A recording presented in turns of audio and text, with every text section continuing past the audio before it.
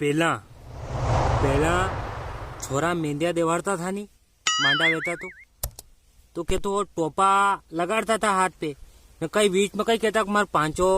मांड दीजो अतरोज वेता था दूसरा लाड़ा के सिवा दूसरा ने आजकल छोरा मार हाथ भर दीजो पोरो हाथ भर दीजो नसो नाज मांड जो कि हाव उगड़ी जाए ने छोरिया तो कम नखरा वताड़े नहीं का छोरा हकना बई जाओ रे हकना हाँ आजकल छोरियां कई केवे तो हम हमारे पिताजी की शेरनियां हैं